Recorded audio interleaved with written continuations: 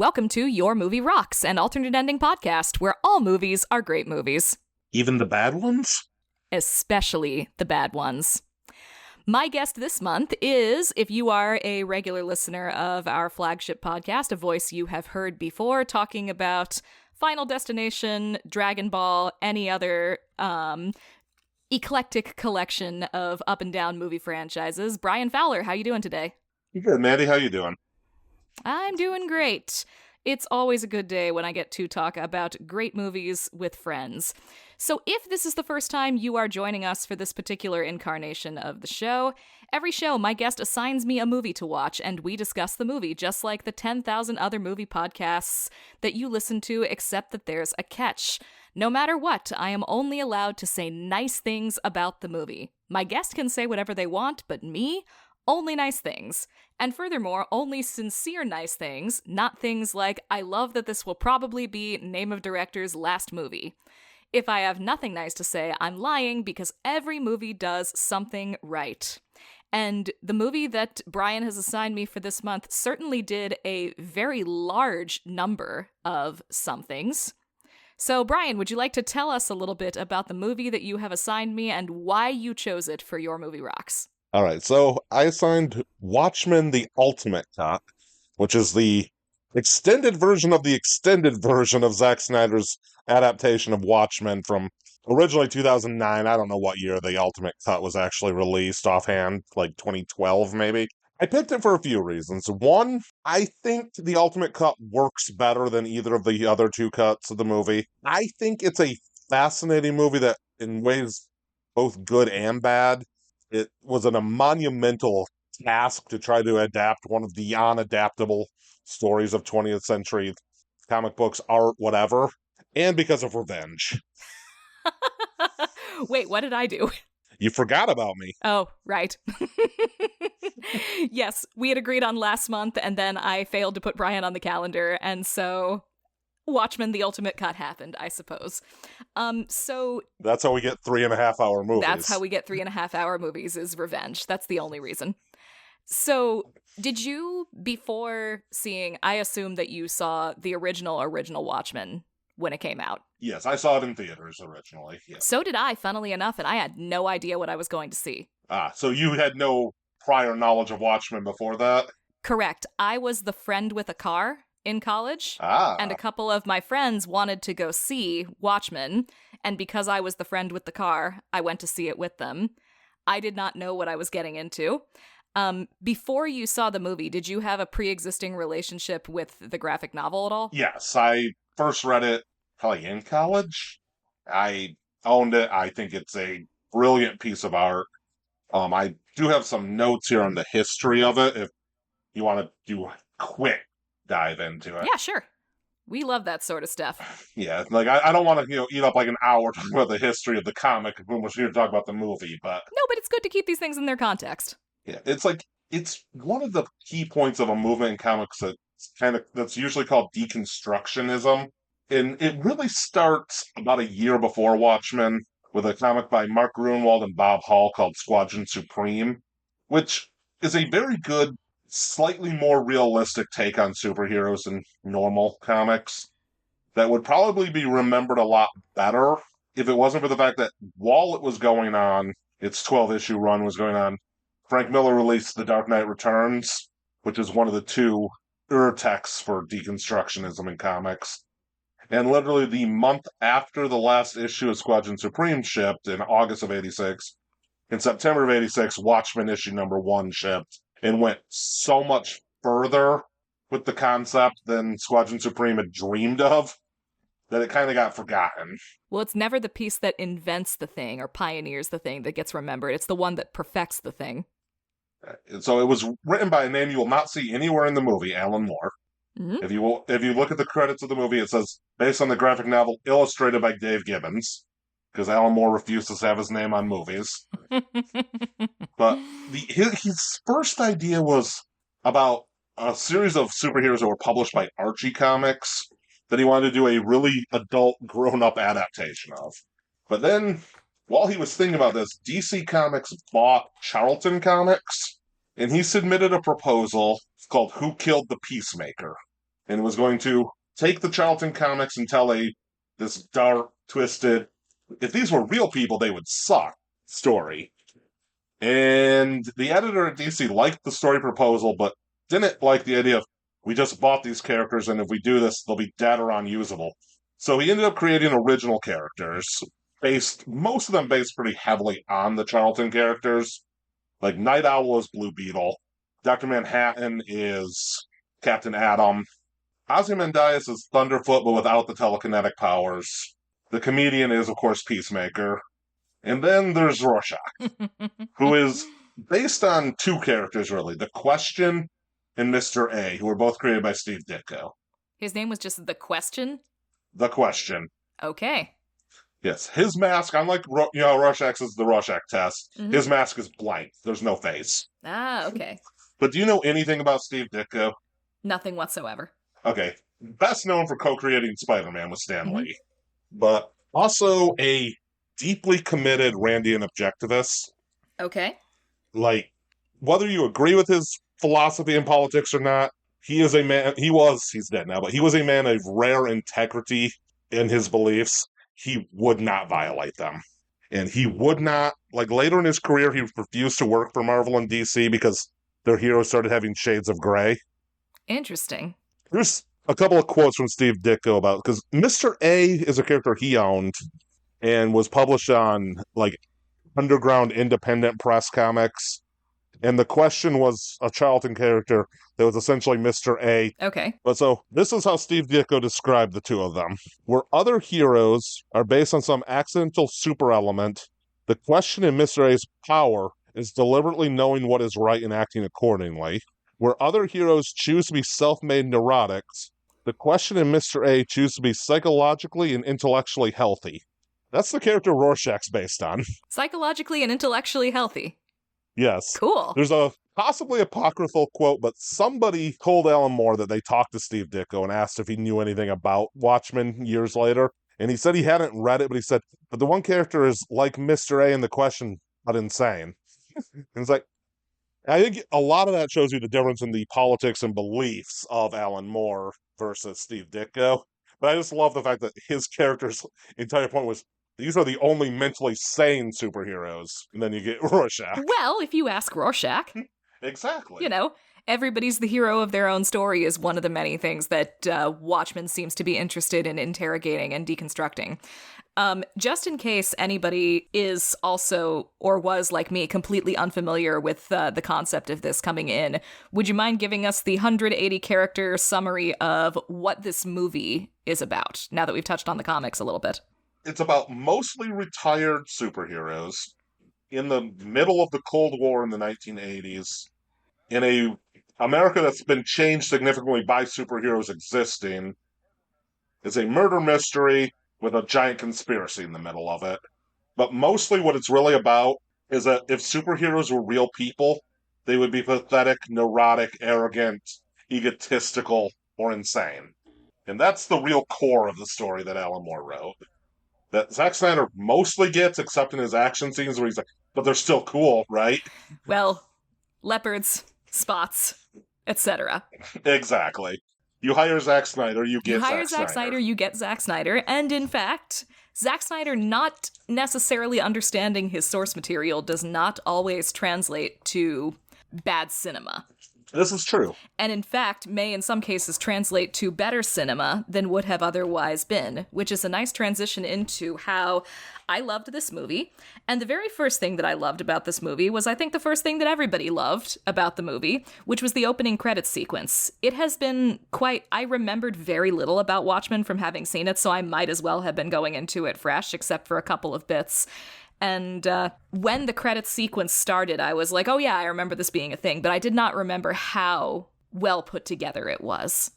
It uses Bob Dylan's The Times They Are A-Changin' as the music. That choice might be a tiny bit on the nose, but you know what? For that particular montage... Yeah, is there a song choice in this movie that's not on the nose? Correct, and for that particular montage, I'm not sure on the nose is the worst thing you could have done. No, it does work. It shows both how the world's the same and different with the superheroes existing in it. No, I agree. I think the opening credits are one of the strongest points of the whole movie. Yeah, it's done in a series of montages that basically show the history of the little superhero organization that in its first generation is called the Minutemen, and in its second generation is either called the Crime Busters if you're reading the graphic novel, or the Watchmen if you're watching the movie, because people don't trust moviegoers for that sort of thing. Yes, otherwise Watchmen would have only been in Latin in the movie. Ah, indeed. We can't have that sort of thing. I am not going to attempt to pronounce Latin, but it translates to Who Watches the Watchmen. I think they do have Who Watches the Watchmen show up in English early on. Oh, they might. In the comic, in like a graffiti scrawl. Yeah. In the comic, it's definitely in Latin. Of course it is. Graffiti artists are well known for doing all their graffiti in grammatically perfect Latin. Exactly. And actually, so I really like both of the two needle drops that are early in the movie. So there's Times They Are Changing over the credits sequence, and then there's also Unforgettable, which is used during. Actually, I guess this happens prior to the opening credits sequence. the pre-credit sequence. Yep. Because the death of the comedian happens before the opening credits.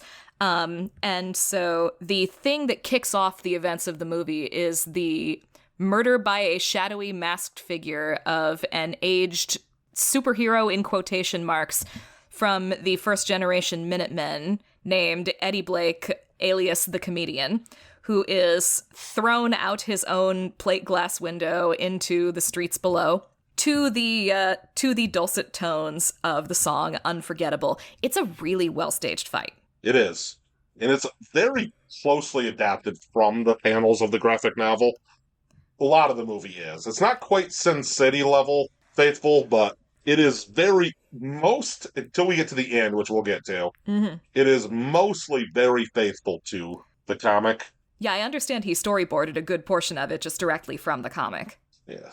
Use Dave Gibbons' 9-panel grids and go. Mm-hmm. And Zack Snyder really loves speed ramping. Yes, he does. Like, really loves speed ramping. Like, everybody out there, find yourself somebody who loves you the way that Zack Snyder loves speed ramping. Except maybe not quite so excessively. But having said that, he uses speed ramping in that opening fight to really, really strong effect. Especially when the comedian is falling. Yes, and you see all the individual pieces of glass, and then boom. And then crash, yeah. No, it's cheesy, but it works really well. And it's a movie that I'm going to borrow a phrase that Tim loves to use, where the movie spends that fight teaching you how to watch it, in the sense that it is now very clear we are a comic book translated to screen, and the way to understand us is to basically pretend that you're reading a comic book, but in movie form. And I think the parts of the movie that are typically the strongest are the ones that use that lesson that they have given the audience to the best effect. This does not have what I would call like a standard plot structure, necessarily. No, it doesn't. The identity of the character that we're supposed to be following changes every so often. I spent quite a bit of the movie, again, not necessarily a bad thing, but I did spend especially the first half of the movie kind of going, what exactly is the story happening here? But the parts where the story became the clearest are basically any time that Rorschach steps into the protagonist role. Because he's the one investigating. Because he is the one investigating the murder of the comedian. He's the one who kind of connects it to there is somebody targeting all of us, all of the former masked vigilantes, and who then devotes most of the film to investigating the possibilities for the comedian's murder. Despite the fact that he is, as I believe you described him, insane earlier, yes. he is a capital V vigilante. He has a very black and black understanding of how the world works and of how right and wrong works. And he fully believes that he is the man to enforce notions of moral goodness and evil upon the world, despite the fact that he is patently and obviously unqualified to do so. But despite all of those things, he is the best protagonist for the movie. I agree. Because he's the most character of any of the characters. And he has the most investment from the beginning. He does. And Jackie Earle Haley is so... He's excellent. He is excellent in that movie. He is determined. He is terrifying. I don't know what else I've seen him in. Have I? I don't know. Did you watch the terrible remake of A Nightmare on Elm Street? Oh, was he in that? He was Freddy. Oh. You know what? I see it. I can see it. Yeah. I've forgotten everything about the terrible remake of A Nightmare on Elm Street, but... I wish I could say the same. That movie does not rock. But there is a reason for the kind of choppy story structure as well. In the comics, it alternates one issue's plot going forward, one issue's a backstory for one of the characters. Next issue's the plot, next issue's backstory for one of the characters. That's mostly because Alan Moore plotted it and realized he only had enough story for about 6 issues and was contracted for 12. Oops. So that was his solution. Well, I guess that's one way to do it. And to some extent, I guess Snyder's actually copying that story structure. He doesn't do everybody's backstory, but we do get long backstory chapters for the comedian, for Rorschach, for Dr. Manhattan, who are also clearly the characters that Snyder is the most interested in of the bunch of them. Like, I think part of the reason that that Rorschach fits so well into the protagonist role is that he is clearly the character that Snyder wants to focus on the most. And rightly so for many reasons, among others of which is that mask is really cool.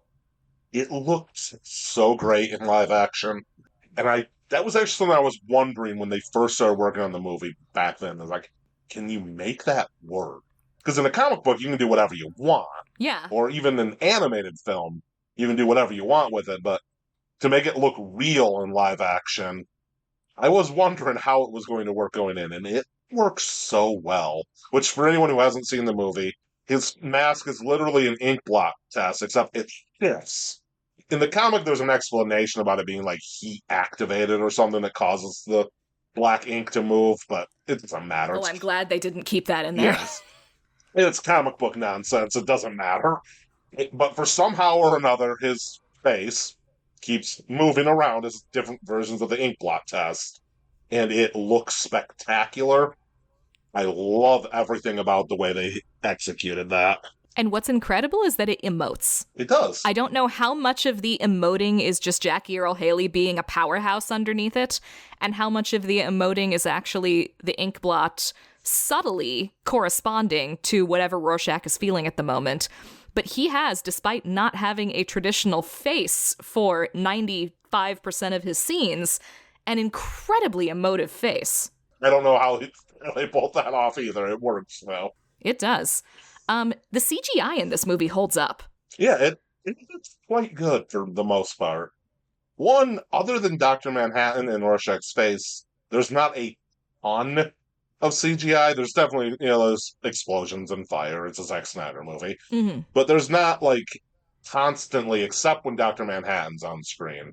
Which, for people who, again, if you haven't seen it, he's a glowing blue dude. He's a glowing blue naked dude. Yeah. Kind of looks like he belongs in the Blue Man Group, except nuclear powered. Yeah, and he also has no eyes, or at least no pupils. Traditional eyes. He has glowing white orbs in place of human eyes. And despite the fact that the movie keeps talking about how emotionless he is and how divorced from emotions he is, he's also quite an emotive character. Mm. Billy Crudup does a hell of a job acting through a giant blue CGI mocap mask. Yeah, and I like it because there's the idea that he's emotionless that other characters are seeing, but at the same time, in the story, he's not, if you're paying attention. Mm-hmm. He's just losing touch with what humans are like, which he is, to get the only character with superpowers, and the one who most changed this world from looking like our world in the 1980s to the Watchmen version. If you notice, there's a really subtle thing that you'd have to actually pause and count, but every American flag in the 80s scenes has 51 stars, because Vietnam is the 51st American state in Watchmen. Oh, that's fun. Yeah, because Dr. Manhattan won the war. Right. There were a few references in graffiti to the 51st state. Yeah, it's a very subtle touch that I really like, because somebody made flags with a 51st star. They sure did. He has nothing if not major attention to detail, Mr. Snyder does, in the strangest of places. But yeah, no, I was really surprised and pleased to see how not like shit the CGI looked. Because there is CGI newer than 2009 that at this point looks like absolute garbage. And this was like, there was nothing, like, you know, the Mars environment does not entirely hold up, but it doesn't look offensively bad. It's still got a neat design. It still does what it needs to do. It doesn't completely take you out of the picture. And if that's the worst thing that I can say about 16-year-old CGI, they did a great job. Speaking of the things in this, because the big thing that makes the Ultimate Cut different is the Tales of the Black Freighter cartoon. Oh, yeah. And I really am curious on your thoughts on that, because I know this is the first time you've seen it. I loved it. Gerard Butler. Yeah. Okay, yes. So this was tailored to me in multiple ways. But yeah, so this was, I guess, I'm sure they lengthened a few scenes as well, but probably not a whole lot that was different from what they did for the director's cut, which I believe was, 3 hours long instead of 3 hours and 35 minutes? Yeah, I think the only major differences between the Ultimate and the director's is the addition of the Tales of the Black Freighter and the scenes with the so-called two Bernies at the newsstand, Yeah. the young black kid reading the comic book and the newsstand operator, who are both named Bernard. I think that's the only thing that's different. Okay. It's been a long time since I watched the director's cut to be 100% sure on that. But that's by far the biggest difference, is this adding them in and adding Tales of the Black Freighter, which does also come straight from the comic book. Yes, so... There is a kid reading a comic book in the comic book. Indeed. Called an issue of a comic called Tales of the Black Freighter. Okay, yes. So I really want Tales of the Black Freighter to exist in real life because I loved it. I did not always totally understand why it was in the movie, but whenever we shifted into Tales of the Black Freighter mode, I was like, oh yeah, here we go again. Now we got the good stuff. So Tales of the Black Freighter is like an animated short film within Watchmen that I believe is intended to kind of mirror some of the major character development and plot development within Watchmen. Yes. Though I guess it's not supposed to be 100% clear how or why until you get to the end of both. So The plot of Tales of the Black Freighter is blessedly straightforward. Gerard Butler voices, it's animated as well. Yes. Gerard Butler provides the voice of I guess, Scottish sailor and family man whose ship is set upon by vicious pirates and whose entire crew is brutally murdered. And then he washes up on the shore with all of their bodies and is then being pursued by this phantom ship called the Black Freighter that appears to be an evil Flying Dutchman of sorts. It's like sailor hell, basically. Yes. Like they hunt you down and they murder you and add you to their number of damned sailor souls who haunt the seas looking for more evil men to join their ranks. And so Gerard Butler's new goal after he loses his crew is to get home to his town and his family before the Black Freighter can find them, because he believes that the Black Freighter is headed to basically lay siege to his old town. And so he begins a harrowing journey to get home before that can happen that wreaks some pretty bad psychological devastation on him. It's an interesting raft. His raft is the body of his own crew. Yes, his raft is made of the gas-bloated bodies of his own crew. It's like Swiss Army Man, but if they made it horror. Yes. I want Zack Snyder to direct an animated film. He did one. Did he? What did he direct? Legend of the Guardians, the Owls of Ga'Hoole or whatever. Oh, is that actually animated? I have animated? not seen it. I don't think anybody has seen it. It's like CGI 3D animated. Oh, that doesn't count. I want him to direct a real animated film. Well, nobody does those anymore in America. Well, I want him to do one. He's supposed to be a visionary. Let him be a visionary this way. Because it's so good. The thing that I actually kept thinking of the most when I was watching it, strangely enough, was Mad God. Phil Tippett's stop-motion Mad God from a few years back. Not because of any really strong parallels, but just because of the overall atmosphere that it created of the world is shit and everything is shitty and then you die and that's the way it is. That is basically the story. And yet, in the case of both Tales of the Black Freighter and Mad God, I never felt like the person putting this together hated me.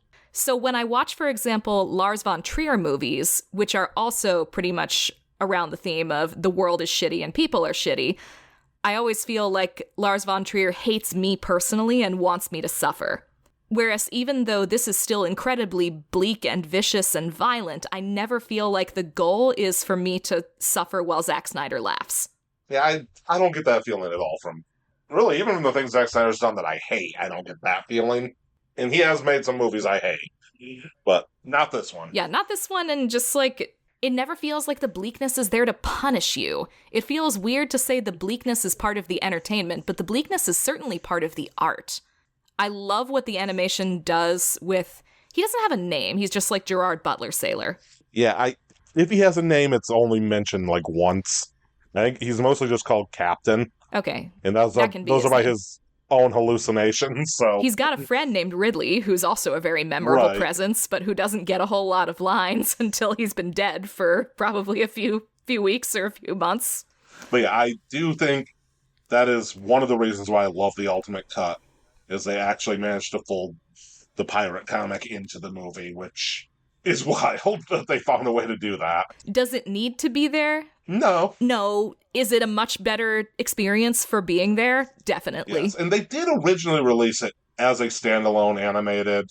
Like, it came out on Blu-ray along with a documentary about, like a fake documentary about Hollis Mason, the first Night Owl, based on his autobiography, which... Oh, is that the Under the Hood thing? Yes. Okay. In the comic book, there's excerpts from his autobiography at the end of some of the issues, along with some other text pieces. Every issue has some text pieces at the end, except I think the last one. And like 2 or 3 of them are excerpts from Hollis Mason's autobiography, things like that. So them finding a way to fold that into the movie, though. Obviously, they didn't do it theatrically because the movie was already almost 3 hours. And by the time they got done putting together Snyder's Ultimate Cut, we're over the 3.5-hour mark. So also, I don't know that they would have sneaked out with an R rating if they'd tried to put the Black Freighter in the theatrical cut. It's not just gory, it revels in its gore. Yes, it does. And because it's animated gore, they can make it really ridiculous. If that was live action, there's no way it would be an R rating. That's true. The MP, whatever they are, does tend to be a little bit more forgiving of anything that they see in animation most of the time. Yeah. But they would have been towing the line really hard. Yeah. So we should probably talk about the other handful of main characters briefly here. Yes. So we talked about Rorschach. We talked about Dr. Manhattan a little bit. Ozymandias has great costumes. And I am not just talking about his superhero getup. We were talking really about every needle drop being obvious. There is an exception. Okay. The first time we see Matthew Good on screen as Adrian Veidt, because he's in his business suit, there is a Muzak version of Everybody Wants to Rule the World playing in the background. Which, now, if they just played the regular song, it would have been too on the nose because it would have started giving things away. But it is a subtle, fun little touch that you have to kind of notice before you notice. That is fun, and I didn't notice it, so thank you for bringing that to my attention. Yes. But I don't like Matthew Good's performance. I know you're not allowed to say bad things about it. I think either Snyder or Good, one of the two, took the one line from Rorschach where he says, possible homosexual, must investigate. I cracked up at that line. The line's great. I don't like the way Matthew Good plays. I think he plays that too hard, that it wouldn't be possible in Rorschach's mind. It would be definite in Rorschach's mind. I think he plays the character very effeminate, which would be fine in a different setting. I don't think it works for this character. I don't think Matthew Good's performance works. I do like the contrast that his over-effeminate mannerisms bring to his humiliation of Rorschach and Night Owl when they confront him in his base. Yes, so we're kind of dancing around here, so we might as well just say he's the villain of the story. Yeah. And honestly, it's pretty clear from early on, yes, if you know anything about Ebert's law of economy of characters. This is also true. And then we just mentioned Night Owl, who in a lot of ways is really the closest thing to the co-lead with Rorschach. Yeah, when Rorschach isn't in the protagonist role, Night Owl steps into it. And they don't exactly trade off so much as they kind of periodically shove each other out of the way. Yeah, until they start working together at the end and become a curious little pair there. Patrick Wilson does not get enough credit for how interesting of an actor he is. Yeah, I like Patrick Wilson a lot, and I like him in this movie a lot. He plays Night Owl, or Dan Dryberg, very understated and bookish. While at the same time, when we do see him fight, it's like, yeah, that's a nerd you don't want to mess with. And I like there's a lot of, not quite implied, because it's mentioned, but not at all developed backstory between Dan and Rorschach. Mm-hmm. We know that they used to work together as partners. And it's hinted that their relationship has not necessarily evolved, but that Rorschach has lost some respect for him. Because Dan retired when superheroes were outlawed, and Rorschach told them to go fuck themselves. Yes. Possibly in those words. Yeah, what Patrick Wilson nails, and I think this is especially impressive given that he looks like a classic Hollywood pretty boy, but does not tend to show up in a lot of classic Hollywood pretty boy roles, Phantom of the Opera notwithstanding, is that, I know that in the comics, like, Dan Dryberg is kind of schlubby, like, not just Hollywood schlubby, like, really schlubby. Right. They weren't going to do that they probably had Patrick Wilson put on, 20 pounds or something like that? Yeah, we should all be that out of shape. Right? Exactly. And of course he wears his giant nerd glasses to show that he's a nerd.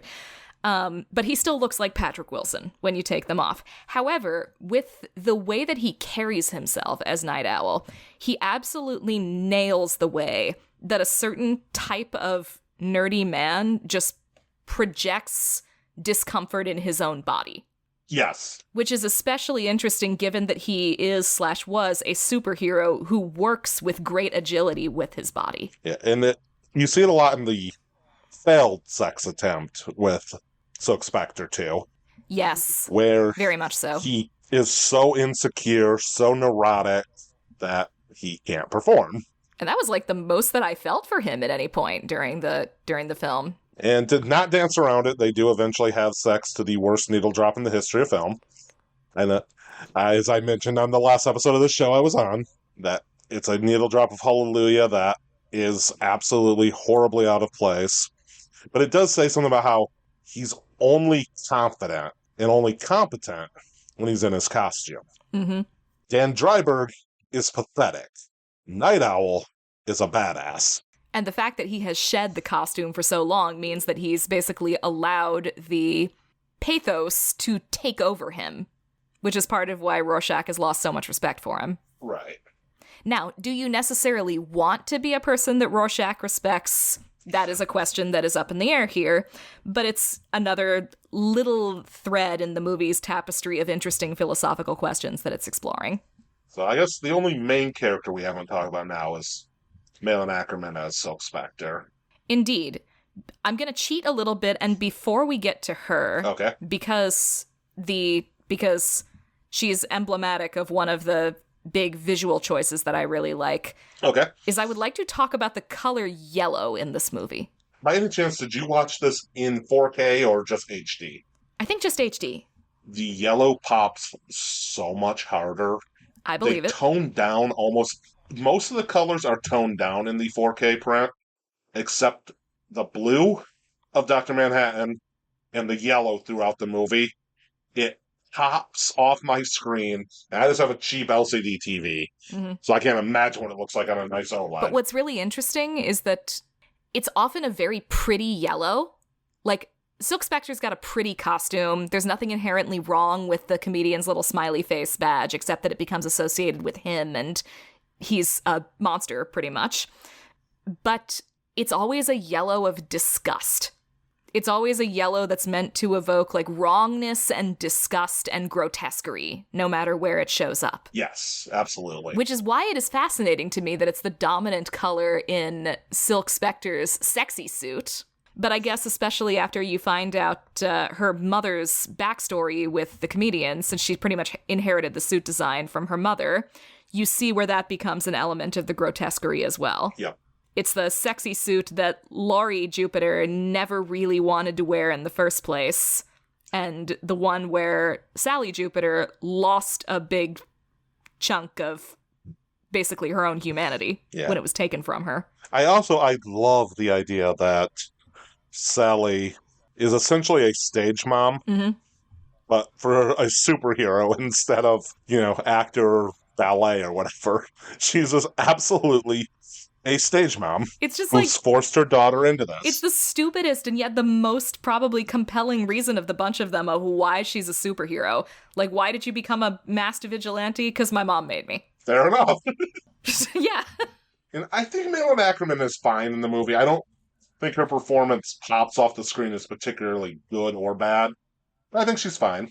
There are a couple of moments where she stands out a lot. The one that maybe it's just because I saw it the most recently, but the one that is sticking out in my memory is her last scene with John/Dr. Manhattan, where they're saying goodbye.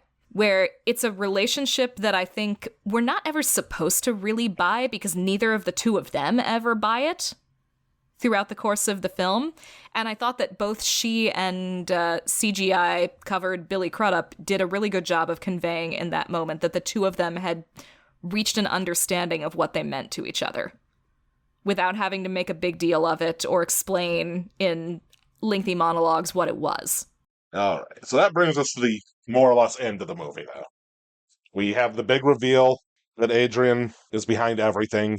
He was the shadowy figure that murdered the comedian. He was the guy who tipped off the police and set up Rorschach to get arrested, which we didn't talk about, but there's a lot of plot in this movie. We cannot possibly cover all of it. The prison sequence is one of my favorite sequences in the movie. Oh, I love. If I felt like it right now, I could be a huge nitpicky asshole about all the details of prisons that they got wrong here. But I don't care. Exactly. Because that's such a good sequence. It's when, unsurprisingly, Rorschach finds himself in the middle of a prison riot, because that feels like where this character was always destined to end up sooner or later.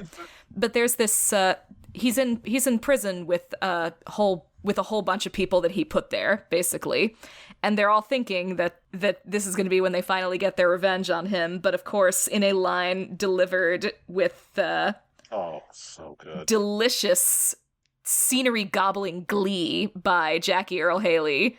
I'm not locked in here with you, you're locked in here with me. Which he goes on to prove. Absolutely true. By the time that sequence happened, I was already tracking like little uses of yellow in the film because it became a minor obsession for me, because I've developed this theory that Zack Snyder was using yellow basically the way that M. Night Shyamalan uses red in The Sixth Sense, or the way that The Godfather uses oranges, basically to tell you, pay attention, something really terrible is about to happen. And I found it. It's the yellow of the French fries in the prison cafeteria line. Which we know Rorschach kills at least 4 people while he's in prison. Yep. That's a minimum. There might be more. There's probably more. We don't know what he was doing off screen. And then Dan and Laurie show up to rescue him, although he's not that much in need of rescue. No, he didn't need them, but it's the thought that counts, right? Right. And then that's when she goes off to Mars with John. And he and Dan go off to Antarctica once they figure out that Adrian's been behind the whole thing. Right. Getting back to what I was saying, Adrian's the one who set up Rorschach. Adrian's the one who... He also set up Dr. Manhattan because he was the one behind the "you gave everybody you love" cancer conspiracy. Which also, even when I heard that the first time, I was like, okay, but that's not really his fault. Like, he didn't mean to project gamma rays at them. And so they go and they fight him, and he just absolutely wipes the floor with Dan and Rorschach without even trying. It turns out he's the most competent member of this team from the looks of it. Smartest man alive. Yeah. And then we get the absolutely perfect line when Night Owl says something to the effect of, "We're not going to let you do this." "Let me. I did it 30 minutes ago." Yeah. I'm not a comic book villain, and then I kind of rolled my eyes, like, thank you, Zack Snyder. Well, that but is then, straight do you from really the think I would have told you my evil plan if there were any chance that you could have stopped me? Yeah, no, that was real good. This is the biggest break between the comic and the movie by far. In the movie, as you just watched, he has replicated Dr. Manhattan's energy signature and uses it to wipe out, I think it's 12 cities on Earth, killing millions and millions of people. Like you do. In the comic book, a gigantic squid monster lands on top of New York, sending out psychic waves that kills hundreds of thousands, if not millions, of New Yorkers. But the monster is already dead. This is still Adrian's plan. Adrian created this thing. And there's one of two reasons why it didn't make it into the movie, depending on who you listen to. Probably would have cost a lot. Now, the one theory is Zack Snyder thought the squid was stupid.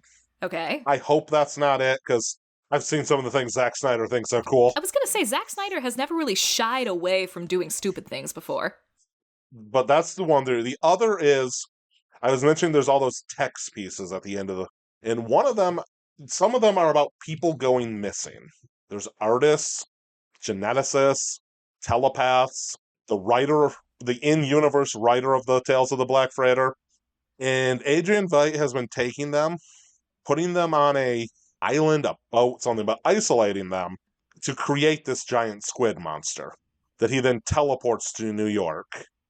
It never really was alive or died immediately, but it had the psychic ability from all the telepaths. It is a very silly, weird ending that is very comic booky, which is fun because the comic book had been kind of a, no, we're not just another comic book up until that point. Then here's this giant comic booky monster at the end.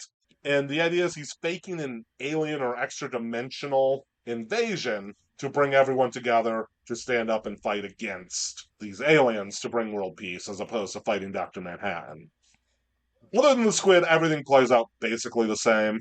Rorschach's refusal to go along with it. Which was also so good. The final scene between him and Dr. Manhattan is probably Jackie Earle Haley's shining moment in a performance that is nothing but shining moments. Yeah, it's a great scene. It's a great scene on page. It's a great scene on film, where he basically says, I will not compromise. My morals and values are more important to me than the entire world. And then essentially says, I know you have to kill me, so just fucking do it already. And then he fucking does it, and I felt a little for the guy. Yeah. And you see Dan just utterly devastated by it happening. Yeah, which Dan's relationship to Rorschach is confusing at the best of times, but you can tell that he had, by that point, more than just a grudging respect for him. Yeah, there's definitely a friendship underneath all of the insults and taunting. But it's like, what a complicated relationship to have with somebody like that, because he's a psycho. And we clearly see that he's a psycho, and Dan knows that he's a psycho, and yet he still, loves him.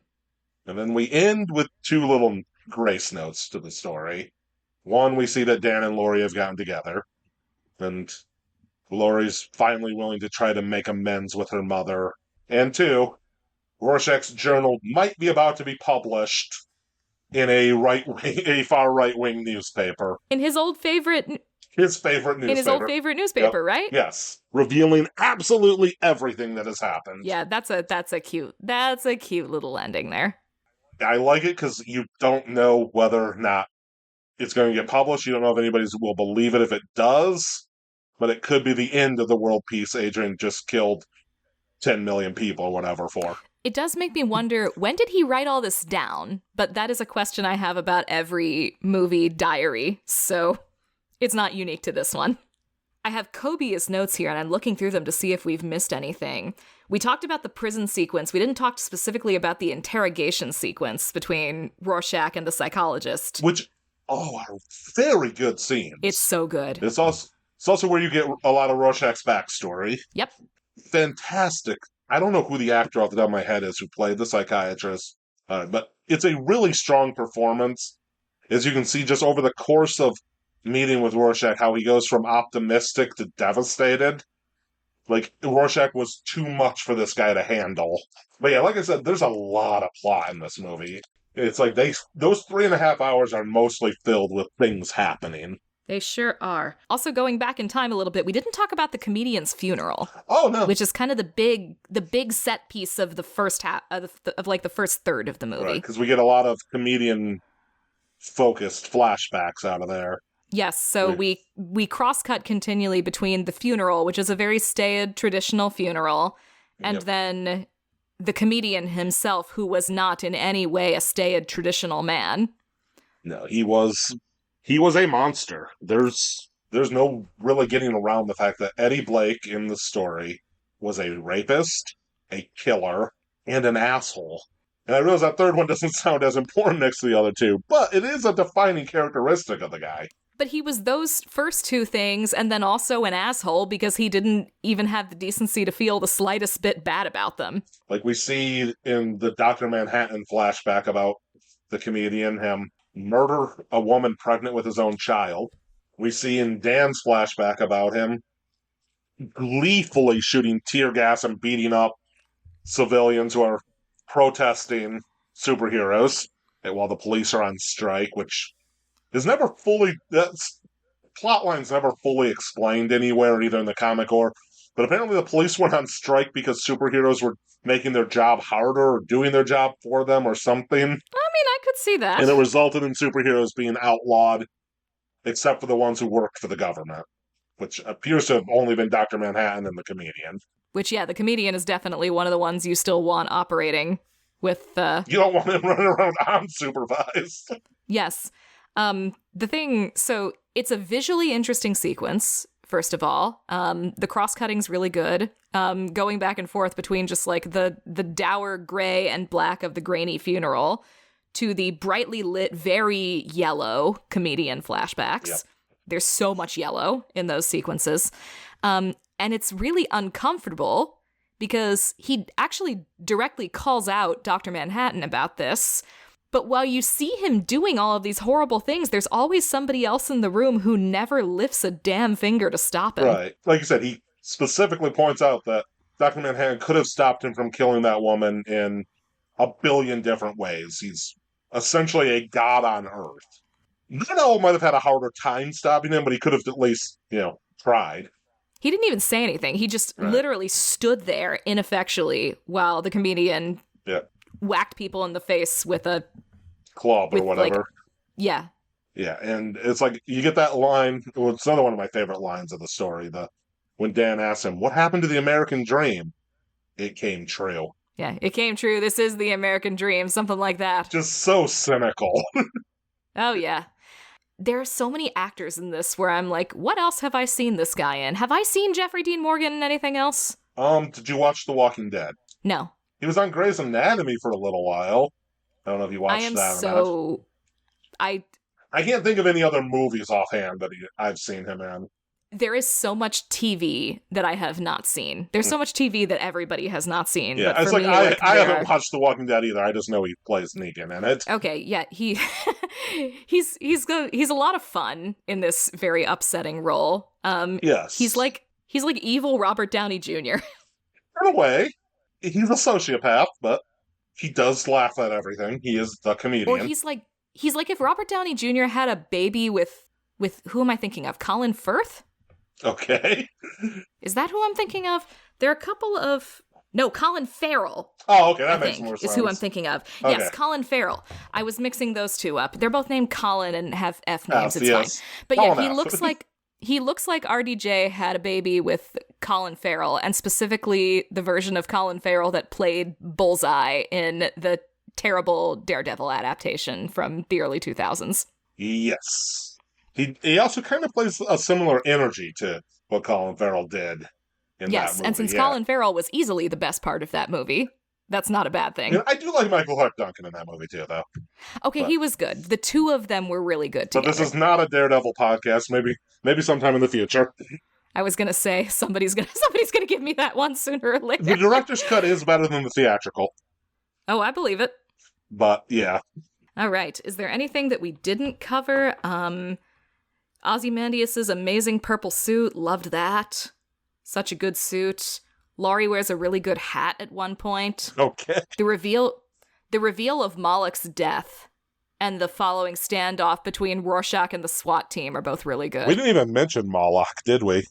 No, we didn't. He's a little bit of a non-entity because he didn't actually do anything. Yeah, there's a strongly implied backstory of him. He's a supervillain of some sort. And he's just somebody Adrian used in his plot. Twice, actually. He used him both in the Dr. Manhattan and Rorschach setups. But what is even the point of supervillains in this universe where the superheroes all suck too? Maybe that's why he's the only one we see. Maybe. But yeah, Rorschach goes busting into his apartment to interrogate him about his connections to the other pawns who are clearly involved in the conspiracy and then discovers that somebody's already put a bullet through his head, leading to the standoff between Rorschach and a large team of SWATties that gets Rorschach into prison, jail, whatever it is in the first place. Kicks off the section of the movie that I think is its highlight, aside from Tales of the Black Freighter. It is. It's a good scene. Both scenes with Moloch are good. I like the first one where he interrogates him. It's another one of my favorite lines. All of my favorite lines from Watchmen are deeply cynical. I mean, that's fair. The movie is deeply cynical. The story is deeply cynical. Indeed it is. But there's the line where Moloch is talking about cancer. He's like, you know the kind of cancer you eventually get better from? That ain't the kind I got. And it's it's depressing and cynical, but it's really well delivered. It is, yeah. No, it's only a couple of scenes of performance, but it's another really good performance. Yeah. Other than Matthew Good, I think the movie is very well cast. I think the performances are very good. It's also honestly just nice to kind of go back in time to the pre-Avengers days when a movie about a superhero team was still kind of a novel thing. And this almost feels like it doesn't, like, you want to compare it to the Avengers, even though the Avengers movie didn't exist yet. But where I'm inclined to compare it is actually to The Incredibles, because it feels like the Dark Incredibles in a lot of ways. Well, The Incredibles obviously took one big thing from Watchmen. The comic, not the movie, obviously, but they took the superheroes being outlawed, teen act concept, and that is one of the core pieces of The Incredibles. And to the point where I doubt it's a coincidence. I assume Brad Bird had read Watchmen. But I love The Incredibles with a love that can barely be matched, but so I hesitate to put any movie in the unenviable position of being compared to The Incredibles, especially another superhero movie. But the things that this movie does well are, in many cases, things where it's sort of inverting or subverting a thing that happened in The Incredibles, including this entire idea of like a superhero team brought together in the earlier case by blood and family, and in this case by happenstance. And neuroticism. Basically. Yeah, neuroticism. That is the key horrible word to Watchmen, is they are all, whatever else any of the superheroes are, from Dr. Manhattan's godlike abilities all the way down to Dan's pathetic schlub. They are all deeply neurotic. They are all deeply neurotic. Indeed, they are. Okay, so the final question for you is, did I actually like this movie, and how much did I actually like this movie? What's my star rating? Well, I know going in, you had seen it in 2009 and you hated it. I know you hate the sex scene. So do I. I'm thinking I may have won you over a lot with Tales of the Black Freighter being included. I'm going to go 3 stars. Okay. 2.5. Okay. So not far off. That was close. Yeah, Did win me over a lot. It definitely, I think it's better than the theatrical cut. Tales of the Black Freighter, I think, got a 0.5 star all on its own. Very much like Sucker Punch, I think that Watchmen is an interesting failure. Okay. Emphasis on and I think that we would do well if we want movies to be good to focus more on the interesting part than on the failure part. But it is a lot of really good little pieces that I never feel coheres into a satisfying whole. That's fair. And it's so long. It is very long. So long. There were years and years where people tried to adapt Watchmen, and the conclusion kept coming back that it was unadaptable. Terry Gilliam played around with it for a few years, amongst various others. Like, I gotta give him credit for trying. Zack Snyder was the only person to say, yes, we can do it. We'll just put the whole damn comic book up there. Pretty much. And as we said, there is a tremendous amount of movie. Yes, it is. It probably would have worked better, and I hate to say this about anything, but as like a 6-episode prestige miniseries on HBO. Well, funnily enough. Well, that's a sequel, though. That is not an adaptation. Even more reason for me to not watch it. It's a sequel to the comic book, not to the movie. Intriguing. Because it has the squid as part of its backstory. I watched the first 3 episodes, I think. I never finished it. I keep saying I'm going to go back and watch all of it. If absolutely nothing else, I never would have watched this if you had not made me. and thus I never would have experienced Tales of the Black Freighter. So, gotta be grateful for that. Yes, which I thought you would like that, because I know you like Gerard Butler. Yeah. I know you like gore. Always nice when those two things show up together. I mentioned at the top that Alan Moore's name does not appear on the movie. And I want to end my part of this by just telling the story of why his name doesn't appear on movies. He wrote a comic book called League of Extraordinary Gentlemen years ago. And I hope nobody is mean enough to make you watch the film adaptation. But the film adaptation added a character that is not in the comic. It added Tom Sawyer as a two-gun wielding cowboy, essentially, which is a weird take on Tom Sawyer. Somebody sued Fox, DC Comics, and Alan Moore for ripping off their Tom Sawyer. And Alan Moore has never had his name on a movie or TV show since. So it's not just that he hates movies and TV shows, it's that he's covering his own ass. He hates them too, but he lived with it until he got sued. Okay. And for years, all of his royalties he had sent to his co-creators. But a couple of years ago, he changed and started having them sent to Black Lives Matter. Okay. So he takes no money from them. He remains, oddly enough, ideologically pure. Just like Rorschach. Exactly. All right, well, thank you so much for joining me this month, finally, Brian, and for Tales of the Black Freighter.